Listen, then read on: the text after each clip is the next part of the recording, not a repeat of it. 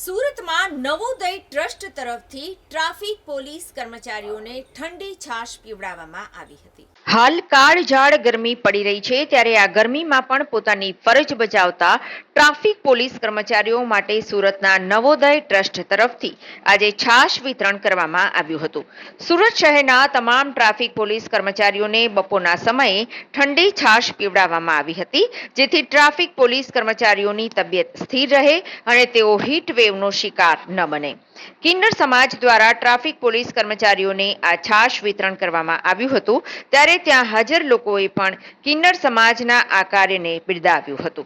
मेरा नाम है खुशी अमृता कुंवर, मैं नवोदय ट्रस्ट से हूँ।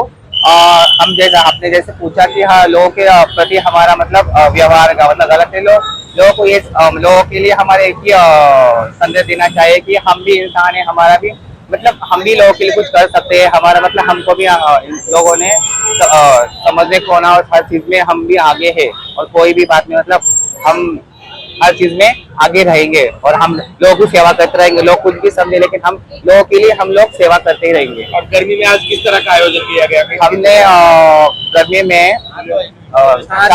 छाछ और लस्सी और पानी वितरण का आयोजन किया हुआ है। जो तपती धूप में जो हमारे कर्मचारी है, पुलिस कर्मचारी, उनके वास्ते हमने छाछ का वितरण किया है और हमेशा हर साल करते रहेंगे। ये साल हर साल हम उनके लिए करते रहेंगे। बस नमस्कार, हूँ एकल नायक समाज सेविका। आज नवोदय ट्रस्ट नो सहयोग और एसीपी तनवेल सर ना सहयोग थी आटली असह्य गर्मी में एक अमीना ओटकार रूपी छाश નું વિતરણ કરવાનો કાર્યક્રમ છે।